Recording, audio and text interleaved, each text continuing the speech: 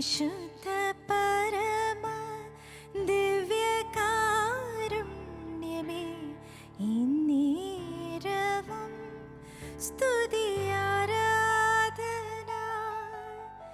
ദൈവമേ നിൻ പാദേ സർവമർപ്പിച്ചേക്കാം, ഇന്നേരവും സ്തുതി ആരാധന. കൺകുളിർക്കെ കാണും മനം തുറന്നേകാം, ഇന്നേരവും സ്തുതി ആരാധന.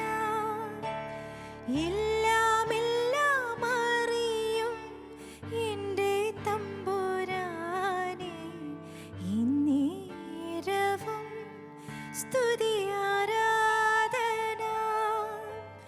ആരാധന ആരാധന ആരാധന ആരാധന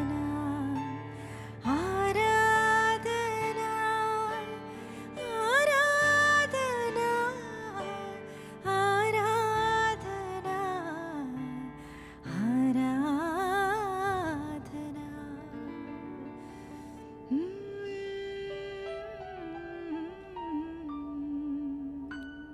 സ്നേഹത്തിൻ്റെ കൂദാശയിൽ നമുക്ക് ആഴപ്പെടാം, സ്നേഹമായി തീരാം. വചനാമൃതം. ഏവർക്കും സ്വാഗതം.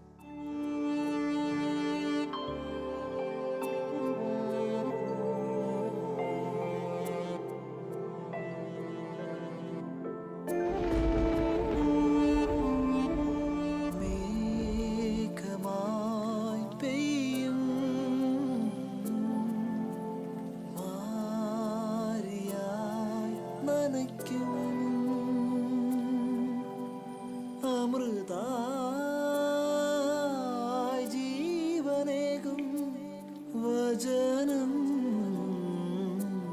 വചനാമൃതം.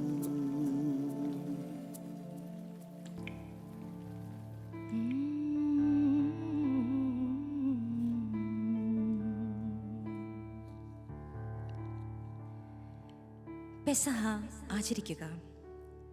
കർത്താവ് ഈജിപ്തിൽ വെച്ച് മോശയോടും അഹറോനോടും അരുളി ചെയ്തു, ഈ മാസം നിങ്ങൾക്ക് വർഷത്തിൻ്റെ ആദ്യ മാസമായിരിക്കണം. ഇസ്രായേൽ സമൂഹത്തോട് മുഴുവൻ പറയുവൻ, ഈ മാസം 10-ാം ദിവസം ഓരോ കുടുംബത്തലവനും ഓരോ ആട്ടിൻകുട്ടിയെ കരുതി വയ്ക്കണം. ഒരു വീടിന് ഒരു ആട്ടിൻകുട്ടി വീതം. ഏതെങ്കിലും കുടുംബം ഒരാട്ടിൻകുട്ടിയെ മുഴുവൻ ഭക്ഷിക്കാൻ മാത്രം വലുതല്ലെങ്കിൽ ആളുകളുടെ എണ്ണം നോക്കി അയൽ കുടുംബത്തെയും പങ്കുചേർക്കട്ടെ.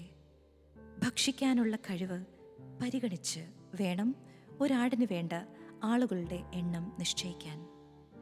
കോലാടുകളിൽ നിന്നോ ചെമ്മരി ആടുകളിൽ നിന്നോ ആട്ടിൻകുട്ടിയെ തിരഞ്ഞെടുത്തു കൊള്ളുക. എന്നാൽ അത് ഒരു വയസ്സുള്ളതും ഊനമറ്റതുമായ മുട്ടാടായിരിക്കണം. ഈ മാസം 14-ാം ദിവസം വരെ അതിനെ സൂക്ഷിക്കണം. ഇസ്രായേൽ സമൂഹം മുഴുവൻ തങ്ങളുടെ ആട്ടിൻകുട്ടികളെ അന്ന് സന്ധ്യയ്ക്ക് കൊല്ലണം. അതിൻ്റെ രക്തത്തിൽ നിന്ന് കുറച്ചെടുത്ത് ആടിനെ ഭക്ഷിക്കാൻ കൂടിയിരിക്കുന്ന വീടിൻ്റെ 2 കട്ടിലക്കാലുകളിലും മേൽപ്പടിയിലും പുരട്ടണം. അവർ അതിൻ്റെ മാംസം തീയിൽ ചുട്ട് പുളിപ്പില്ലാത്ത അപ്പവും കയ്പുള്ള ഇലകളും കൂട്ടി അന്ന് രാത്രി ഭക്ഷിക്കണം. ചുട്ടല്ലാതെ പച്ചയായോ വെള്ളത്തിൽ വേവിച്ചോ ഭക്ഷിക്കരുത്. അതിനെ മുഴുവനും തലയും കാലും ഉൾഭാഗവും അടക്കം ചുട്ടു ഭക്ഷിക്കണം. പ്രഭാതമാകുമ്പോൾ അതിൽ യാതൊന്നും അവശേഷിക്കരുത്. എന്തെങ്കിലും മിച്ചം വന്നാൽ തീയിൽ ദഹിപ്പിക്കണം. ഇപ്രകാരമാണ് അത് ഭക്ഷിക്കേണ്ടത്. അരമുറുക്കി ചെരുപ്പുകൾ അണിഞ്ഞ് വടി കയ്യിലേന്തി തിടുക്കത്തിൽ ഭക്ഷിക്കണം. കാരണം അത് കർത്താവിൻ്റെ പെസഹായാണ്.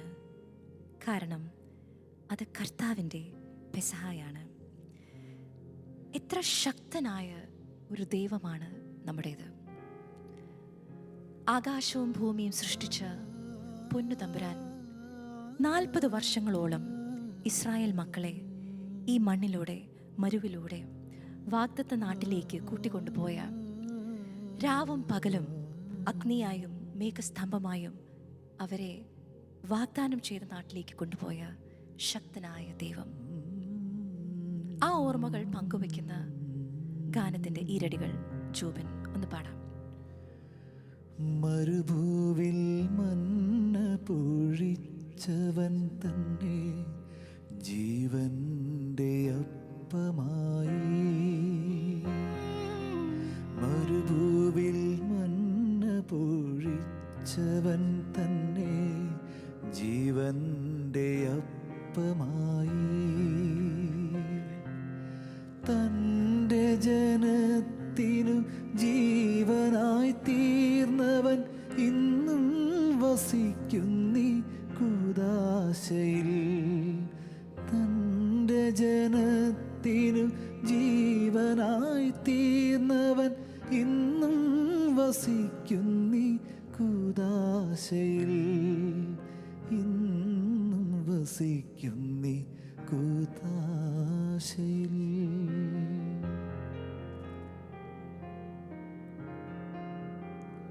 യോഹന്നാന്റെ സുവിശേഷം 13-ാം അധ്യായം 1 മുതലുള്ള തിരുവചനങ്ങൾ.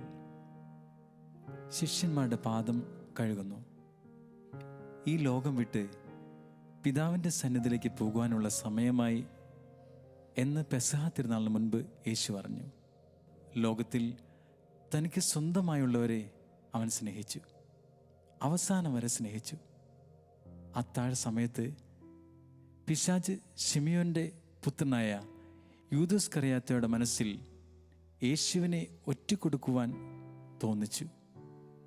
പിതാവ് സകലതും തൻ്റെ കരങ്ങളിൽ ഏൽപ്പിച്ചിരിക്കുന്നുവെന്നും താൻ ദൈവത്തിൽ നിന്ന് വരികയും ദൈവത്തിങ്കിലേക്ക് പോവുകയും ചെയ്യുന്നുവെന്നും യേശു പറഞ്ഞു. അത്താഴത്തിനിടയിൽ അവൻ എഴുന്നേറ്റ് മേലങ്കി മാറ്റി ഒരു തുവാലെടുത്ത് അരയിൽ കെട്ടി. അനന്തരം ഒരു താലത്തിൽ വെള്ളമെടുത്ത് ശിഷ്യന്മാരുടെ പാദങ്ങൾ കഴുകാനും അരയിൽ ചുറ്റിയിരുന്ന തുവാല കൊണ്ട് തുടയ്ക്കുവാനും തുടങ്ങി. അത്താഴത്തിനിടയിൽ അവൻ എഴുന്നേറ്റ് മേലങ്കി മാറ്റി ഒരു തുവാലെടുത്ത് അരയിൽ കെട്ടി. അനന്തരം ഒരു താലത്തിൽ വെള്ളമെടുത്ത് ശിഷ്യന്മാരുടെ പാദങ്ങൾ കഴുകാനും അരയിൽ ചുറ്റിരുന്ന തുവാല കൊണ്ട് തുടയ്ക്കാനും തുടങ്ങി.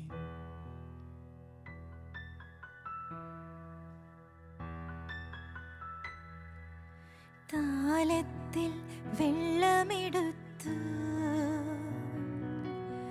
വെൺകച്ചയുമരയിൽ ചുറ്റി മിശിഹാതൻ ശിഷ്യന്മാരുടെ പാദങ്ങൾ കഴുകി. പാദങ്ങൾ കഴുകി. വിനയത്തിൻ മാതൃക നൽകാൻ സ്നേഹത്തിൻ പൊൻകൊടി നാട്ടാൻ സകലേശൻ ദാസന്മാരുടെ പാദങ്ങൾ കഴുകി. പാദങ്ങൾ കഴുകി.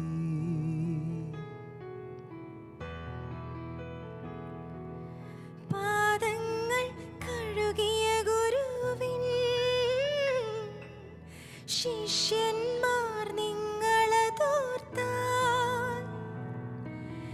അന്യോന്യം പാദം കഴുകാൻ ഉത്സുകരായി തീരും. ഉത്സുകരായി തീരും. വത്സലരെ നിങ്ങൾക്കായി ഞാൻ നൽകുന്നു പുതിയൊരു നിയമം. സ്നേഹിപ്പിൻ സ്വയമെന്നതുപോൽ അന്യോന്യം നിങ്ങൾ. അന്യോന്യം നിങ്ങൾ.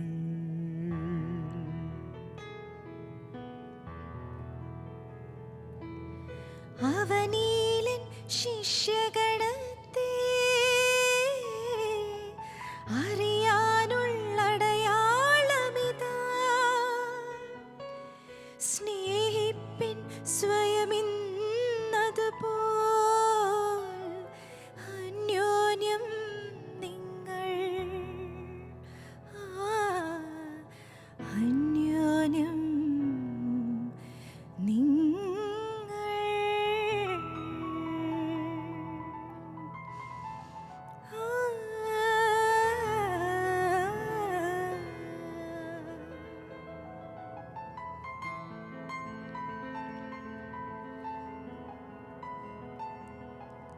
സമയമായപ്പോൾ അവൻ ഭക്ഷണത്തിനിരുന്നു, അവനോടൊപ്പം അപ്പോസ്തലന്മാരും. അവൻ അവരോട് പറഞ്ഞു, പീഡ അനുഭവിക്കുന്നതിന് മുൻപ് നിങ്ങളോട് കൂടി പെസഹ ഭക്ഷിക്കുന്നതിന് ഞാൻ അത്യധികം ആഗ്രഹിച്ചു. ഞാൻ നിങ്ങളോട് പറയുന്നു, ദൈവരാജ്യത്തിൽ ഇത് പൂർത്തിയാകുന്നതുവരെ ഞാൻ ഇനി ഇത് ഭക്ഷിക്കില്ല. അവൻ പാനപാത്രം എടുത്ത്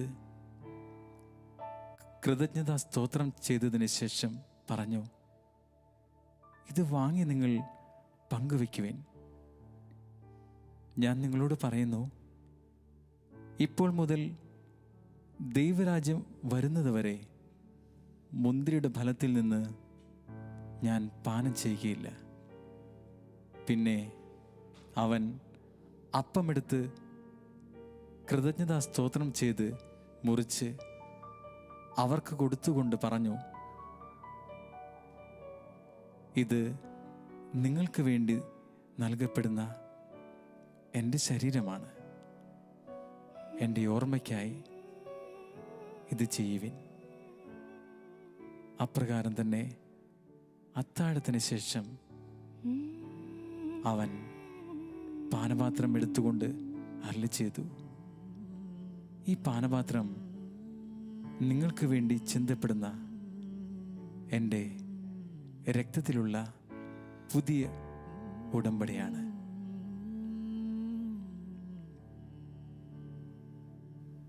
ഈശോയുടെ സ്നേഹത്തെ ഓർക്കുമ്പോൾ എൻ്റെ മനസ്സിൽ വരുന്നത് പരിശുദ്ധ കുർബാനയിലൂടെ എൻ്റെ ജീവിതത്തിൽ ലഭിച്ചൊരു അനുഭവമാണ്.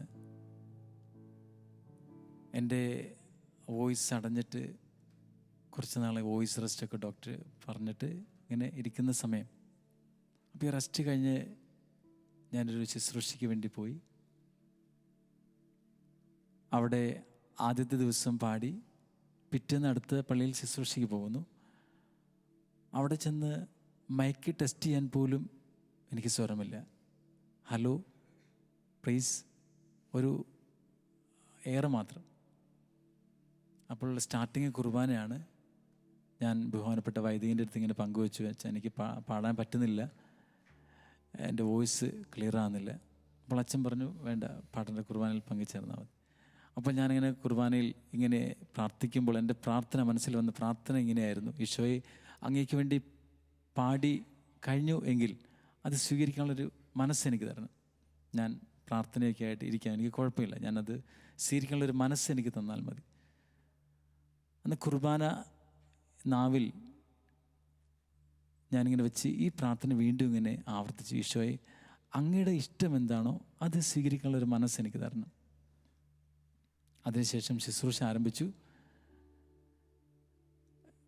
പാട്ടുകൾ പാടാനായിട്ട് തുടങ്ങി. കുറച്ച് പ്രൈസ് ആൻഡ് വർഷിപ്പ് കഴിഞ്ഞപ്പോഴാണ് ഞാൻ മനസ്സിലായത്, എൻ്റെ സ്വരം അടഞ്ഞിരുന്നല്ലോ, എനിക്ക് പാടാൻ പറ്റുന്നുണ്ടായിരുന്നില്ല. എന്നാൽ എനിക്കിപ്പോൾ ഒരു പ്രയാസം തോന്നുന്നില്ല. എനിക്ക് ആ നിമിഷം തിരിച്ചറിഞ്ഞു പരിശുദ്ധ കുർബാനയുടെ പവർ. ഒരനുഭവം കൂടി എനിക്ക് ജീവിതത്തിൽ ഈശോ മനസ്സിലാക്കി തരുന്നൊരു അവസരമായിരുന്നത്. നാവിൽ വെച്ച് ഇങ്ങനെ പാടിയപ്പോൾ, പറഞ്ഞപ്പോൾ, പ്രാർത്ഥിച്ചപ്പോൾ അതൊരു അനുഭവമായി. പിന്നെ ഇന്നോളം അതുപോലെ എൻ്റെ സ്വരം അടഞ്ഞിട്ടില്ല. പരിശുദ്ധ കുർബാനയുടെ ഞാൻ ഇങ്ങനെ പറയുമ്പോൾ എനിക്ക് ഭയങ്കര സന്തോഷം തോന്നുന്നു. കാരണം കർത്താവിനെ മഹത്വപ്പെടുത്താനായിട്ട് അന്നേരം ഒരു പ്രയാസമോ ബുദ്ധിമുട്ട് തോന്നിയെങ്കിലും കർത്താവിനെ മഹത്വപ്പെടുത്താൻ ഈ ഒരു അവസരം പരിശുദ്ധ കുർബാനയിലൂടെ സാധിച്ചല്ലോ എന്നുള്ള വലിയ സന്തോഷമുണ്ട്. ഒരു അത്ഭുതം പോലെയാണ് അതെ, വലിയൊരു അത്ഭുതം തന്നെയാണ്. ദൈവത്തിന്റെ കരുതലും സ്നേഹവും എല്ലാം ഒരു അത്ഭുതം പോലെയാണ്. ഇതുമായി ചേരുന്ന ചില വരികൾ മനസ്സിലേക്ക് വരുന്നു.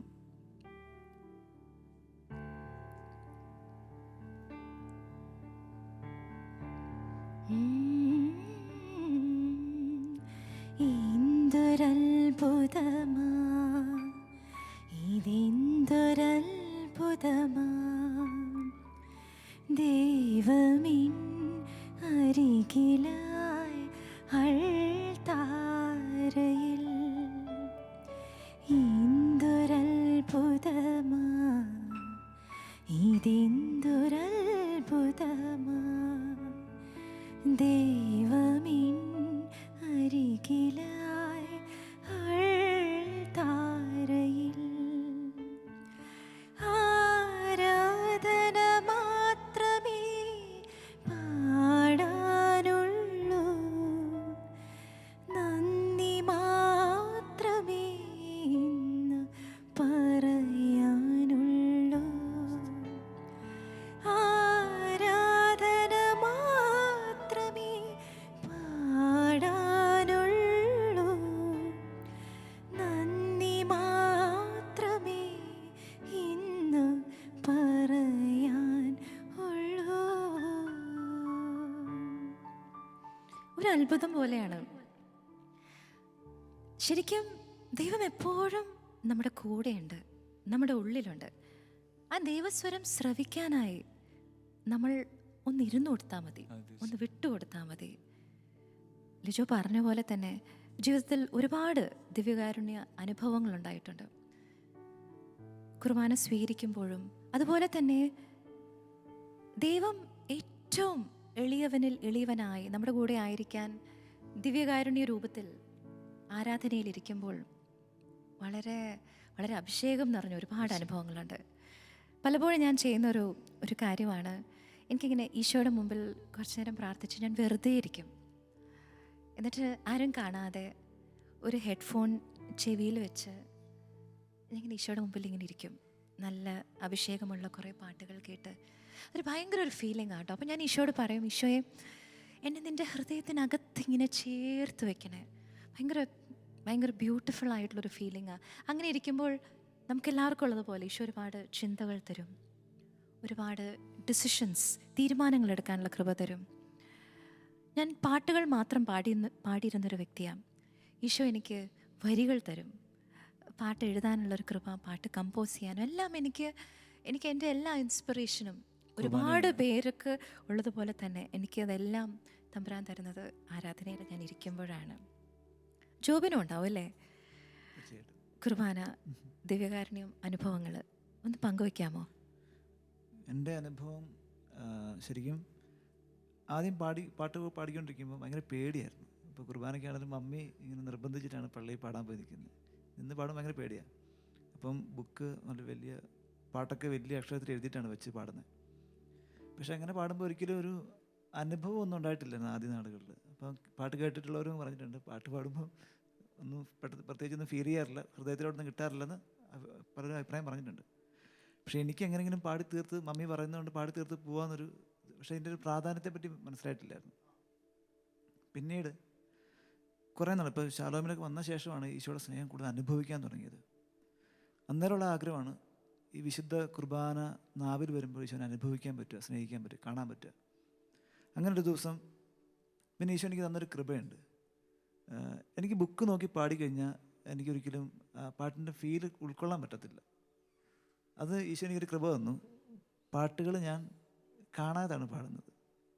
എനിക്കിഷ്ടമുള്ള പാട്ടുകൾ മുഴുവൻ ഞാൻ എഴുതി വെക്കാറില്ല, എനിക്ക് ഡയറിയൊന്നുമില്ല. ഞാൻ ഈ പാട്ട് കാണാതെ പാടും. ജോബിനെ കീബോർഡ് പഠിപ്പിച്ചതും ദൈവം തന്നെയാണ്. അതെ അതെ, ഈശോ തന്നെ തന്ന ഒരു അനുഗ്രഹമാണ്. അപ്പോൾ ഇങ്ങനെ പാടുന്ന സമയത്ത് ഒരു ദിവസം എനിക്ക് വളരെ ഇഷ്ടമുള്ള പാട്ടാണ് തിരുഹൃദയനാഥനെ അധരങ്ങളാല ഞാൻ, ആ പാട്ട്.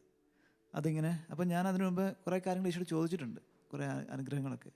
അതിൽ മെയിൻ സംഭവമാണ് ഈശോനെ അനുഭവിക്കാൻ പറ്റുക എന്നുള്ളൊരു കാര്യം, നാവിൽ വരുന്നൊരു അനുഭവം ഉണ്ടാകുക എന്നുള്ളത്. അങ്ങനെ ഈ പാട്ട് ഞാൻ ജസ്റ്റ് പിയാനോ കോഡ് പിടിച്ച് പാടുന്നു. കുർബാനയിൽ പാടിക്കൊണ്ടിരിക്കുമ്പോൾ തിരുഹൃദയനാഥനെ പാടുന്നു.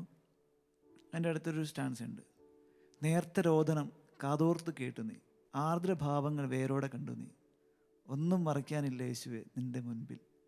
ഇങ്ങനെ പാടി ഞാൻ കണ്ണു തുറക്കുമ്പം അച്ഛൻ തിരുവോസ്തി ഒരു ചേട്ടൻ്റെ നാവിലിങ്ങനെ വെച്ച് കൊടുക്കുകയാണ്. ഇത് പാടി ഇത് കണ്ടു കഴിഞ്ഞപ്പോൾ പെട്ടെന്ന് എന്തോ സംഭവിച്ചു എനിക്ക്. പെട്ടെന്ന് ഞാൻ ഭയങ്കരമായിട്ട് കരയാൻ തുടങ്ങി. അപ്പം എൻ്റെ കൂടെ പാടുന്നവർ എന്ത് പറ്റി എനിക്കൊന്നും മനസ്സിലാകുന്നില്ല, എനിക്ക് പാടാൻ പറ്റുന്നില്ല. അപ്പം ട്രാക്കാണ് ഓർമ്മയില്ല, പാട്ട് മ്യൂസിക് ഇങ്ങനെ പോകുന്നുണ്ട്, ഞാൻ ഭയങ്കരമായിട്ട് കരയാൻ തുടങ്ങി. അപ്പോൾ ഭയങ്കര പാട്ട് എല്ലാവരും ഓർക്കുന്നത് എന്ത് പറ്റി, ആർക്കും മനസ്സിലാകുന്നില്ല, എനിക്ക് മനസ്സിലാകുന്നില്ല. ശരിക്കും ഞാൻ കണ്ടത് ഈ ഓസ്തി ഇങ്ങനെ ആ ചേട്ടൻ്റെ നാവിലോട്ട് പോകുമ്പം അവിടെ ഈശോനെയാണ് കണ്ടതെന്ന് ഞാൻ വിശ്വസിക്കുകയാണ്. കാരണം അത്രമാത്രം പ്രകാശമാണ് ഞാൻ കണ്ടത്. ഇത് കണ്ടു കഴിഞ്ഞപ്പോൾ പിന്നെ എൻ്റെ എന്താ പറയുക, പിടുത്തം വിട്ടുപോയി. ഞാൻ ഫുള്ളിരുന്ന് കരഞ്ഞു. പിന്നെ ഒരു വാക്ക് എനിക്ക് പാടാനോ ഒന്നും ചെയ്യാൻ പറ്റില്ല. ആ കുർബാന സ്വീകരണം ഫുള്ള് ഇങ്ങനെ കരഞ്ഞു തീർന്നു. അതെൻ്റെ ജീവിതത്തിൽ ഏറ്റവും വലിയൊരു അനുഭവമാണ്. ഈശോനെ കണ്ടത് ശരിക്കും വിശുദ്ധ കുർബാനയിൽ തന്നെയാണ്. എനിക്ക് തോന്നുന്നു ഈ ഒരു എൻകൗണ്ടർ, ഈ ഒരു എക്സ്പീരിയൻസ് ആളുകൾക്കുള്ളപ്പോൾ അല്ലേ, അത് സ്വീകരിക്കുമ്പോഴാണ് നമുക്ക് മനസ്സിലാവാതെ എത്ര വാല്യുബിൾ ആണ്. നമുക്ക് കൺട്രോൾ ചെയ്യാൻ പറ്റാത്തതിൻ്റെ അപ്പുറമാണ് ദൈവത്തിൻ്റെ ഒരു വലിയ സ്നേഹം. അത് തിരിച്ചറിയുമ്പോഴുള്ള നമ്മുടെ ഒരു റെസ്പോൺസും. വരികളൊന്ന് പാടുമോ ചേച്ചി? ഒന്ന് പാടുവാണെങ്കിൽ ഞാനും കൂടെ പാടാം. തിരുഹൃദയനാഥനേ അധരങ്ങളാൽ ഞാൻ അവിടുത്തെ നാമമെന്നും ഏറ്റുപാടുമേ. തിരുഹൃദയനാഥനേ അധരങ്ങളാൽ ഞാൻ അവിടുത്തെ നാമമെന്നും ഏറ്റുപാടുമേ.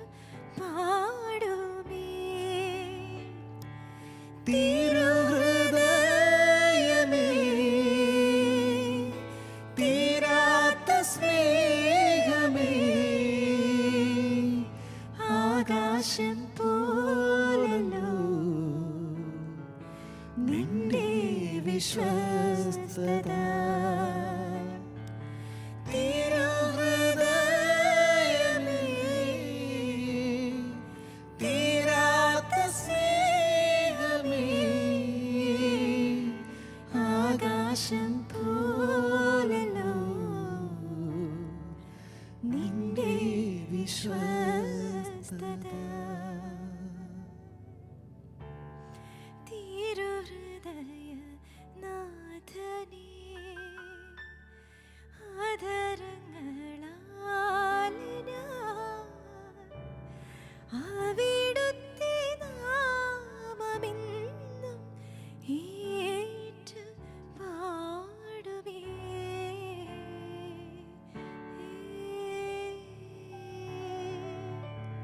എനിക്കൂടെ ഈ സന്ദർഭത്തിൽ ഈ സങ്കീർത്തനങ്ങൾ പാടി അല്ലെങ്കിൽ ഏറ്റു പറഞ്ഞ് നമുക്ക് നന്ദി അർപ്പിക്കുന്നത് ഏറ്റവും ഉചിതമാണ് അല്ലേ? നമുക്ക് ആ സങ്കീർത്തനങ്ങളൊന്ന്. കർത്താവിനെ നിങ്ങൾ പ്രകീർത്തിക്കുവിൻ, അവൻ നല്ലവനാകുന്നു, അവൻ്റെ കാരുണ്യം അനന്തമാണ്. അവിടുന്ന് നല്ലവനാണേ, അങ്ങേ കാരുണ്യം എന്നേക്കുമാണേ. മഹോന്നതനായ ദൈവത്തെ പ്രകീർത്തിക്കുവിൻ, അവൻ്റെ കാരുണ്യം അനന്തമാണ്. അവിടുന്ന് നല്ലവനാണേ, അങ്ങേ കാരുണ്യം എന്നേക്കുമാണേ. നാഥന്മാരുടെ നാഥനെ പ്രകീർത്തിക്കുവിൻ, അവൻ്റെ കാരുണ്യം അനന്തമാണ്.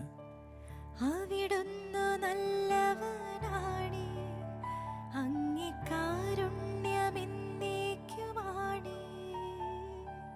ഈജിപ്തിലെ കടിഞ്ഞൂൽ തനയരെ സംഹരിച്ചവനെ പ്രകീർത്തിക്കുവിൻ. അവിടുന്ന് നല്ലവനാണേ, അങ്ങേ കാരുണ്യം എന്നേക്കുമാണേ. അവരുടെ ഇടയിൽ നിന്ന് ഇസ്രായേൽ ജനത്തെ മോചിപ്പിച്ചവനെ പ്രകീർത്തിക്കുവിൻ.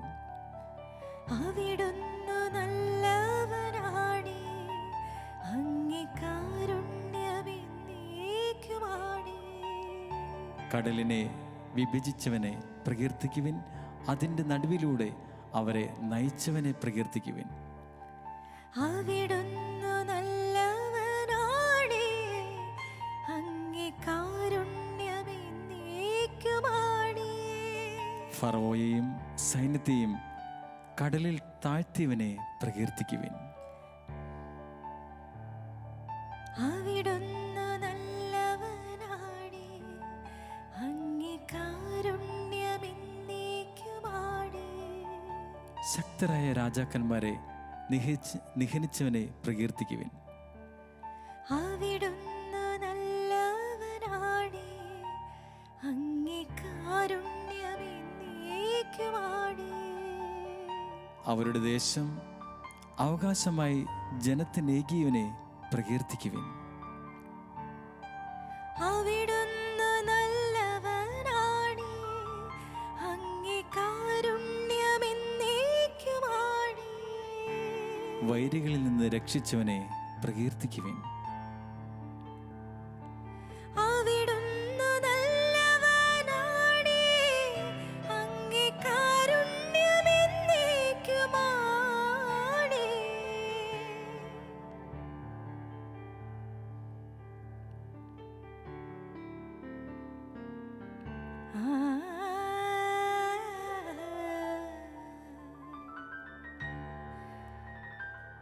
അവിടുന്ന് നല്ലവനാണേ, അവിടുന്ന് നല്ലവനാണേ. അങ്ങേ കാരുണ്യം എന്നേക്കുമാണേ.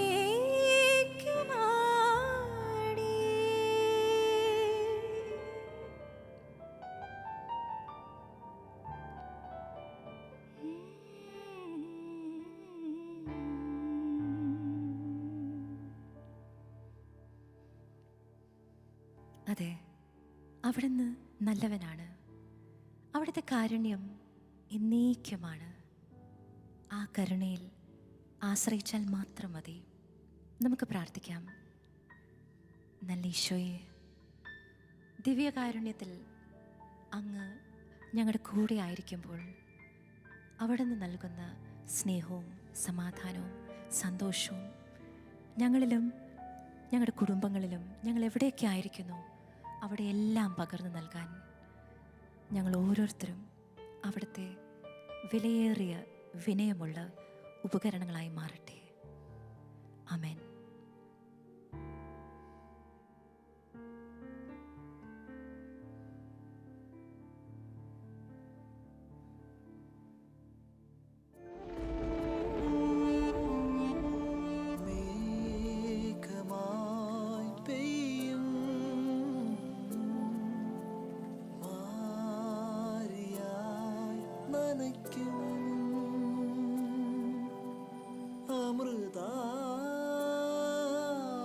ജീവനേകും വചനം